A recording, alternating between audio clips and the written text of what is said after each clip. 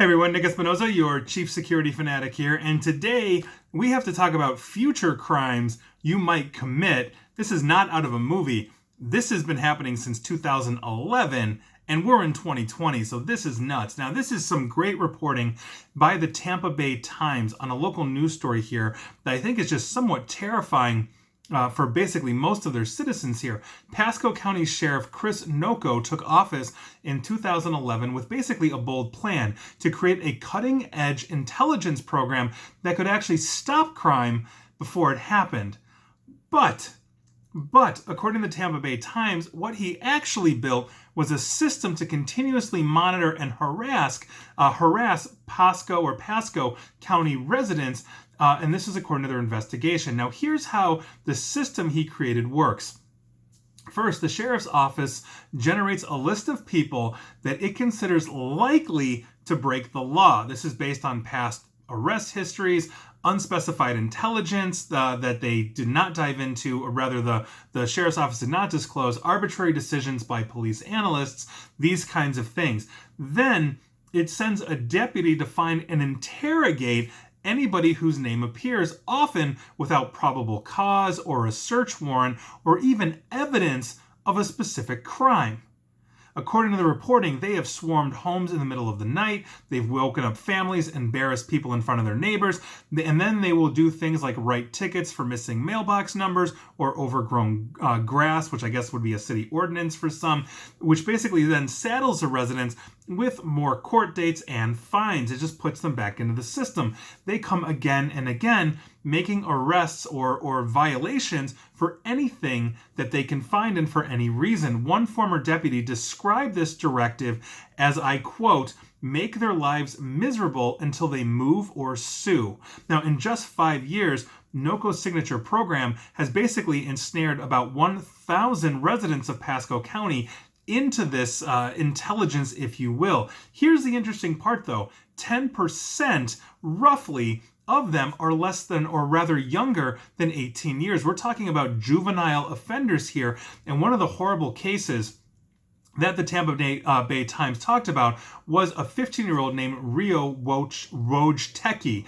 Now, here's the thing. He became a target in September of 2019, almost after a year since he had been arrested for sneaking into a carport with a friend and stealing motorized bicycles. That was the only charge against Rio, was basically sneaking in there and stealing a motorized bicycle or bicycles.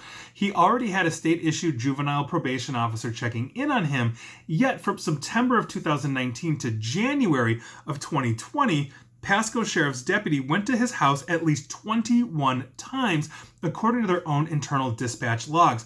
They showed up at the car dealership where his mother works, looked for him at a friend's house, and even went to a gym to see if he had signed in, because apparently that's the gym he goes to. More than once, the deputies acknowledged that Rio wasn't actually getting into trouble here. They mostly grilled him about his friends, according to the body camera footage of the interactions. So apparently Pasco County Sheriff used body cams, but he had been identified as a target, and so they had to keep checking in on him because that's the entire system that the sheriff had set up. Since September of 2015, the sheriff's office has sent deputies to check, basically do checks on people like Rio more than 12,500 times. This is basically harassment for people that have not committed crimes or have, let's say, shown past offense, but are not doing anything now, and now they're being harassed, it would appear. So here are my thoughts on this. Artificial intelligence, and in 2011, he probably wasn't using AI, or if he was, it was way rudimentary compared to what we have now. But I think AI could possibly make this situation worse. And the reason why I say that is we're already seeing issues with AI or artificial intelligence in things like the judicial system, where they're issuing judgments about what kind of recidivism a offender may have, or what the punishment for an offender may have. Judges, prosecutors, all of that may be recommending sentences either harsher or less based on artificial intelligence as it's calculating. And some of these systems, as been reported, have unconscious bias programmed into it that have favored one race or the other, consistently giving one race a lesser sentence or a lesser judgment than another. That's obviously a very serious issue. The point of the judicial system, I think, needs to be rehabilitation. That kid, Rio, was already in the system. He had been caught, arrested, tried, convicted. He had a probation officer. He was doing what he was supposed to do, to make himself life. And I'm not going to say, oh, we all do stupid kid things. I did stupid kid things as a teenager too, never breaking into something like that. But the point is that the punishment has already been metered out. And until he does something else, he shouldn't have this kind of harassment. Nobody should.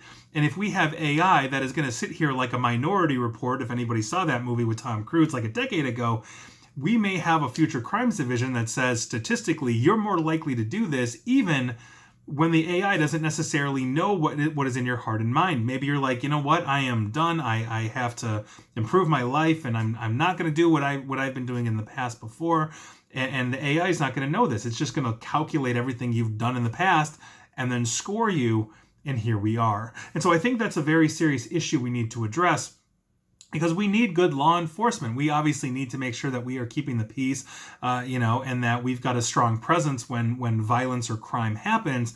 But at the same token, just because you're a past offender, and there are going to be a slew of past offenders coming out basically into the world as states basically create legalized things like marijuana, where a lot of past offenses are going to be dropped. But how is an AI going to handle that? Well, that person was illegally smoking marijuana before the law. Is that going to be programmed out? These kinds of things. What if there's a statute of limitations, on something as well? If you can't be charged beyond all of this, and suddenly there's evidence that you did that, how is that calculated in? There's a lot of things that go on with something like this, but to sit there and openly harass people in a county because they fit some kind of algorithm or they fit some kind of program where we have almost no insight. I mean, what is arbitrary analyst, on a case? So I think that's a problem. I think we need to discuss this as a society, and where should an artificial intelligence that can predict start and stop when it comes to things like predicting future crime, against the population? You never know. And I think that's something we need to talk about. And so that is your news of the day. And please like, share, follow me here on Facebook and Twitter at Nick AESP. And please feel free to subscribe to me at YouTube as well. And as always, stay safe and stay online. Thanks, guys.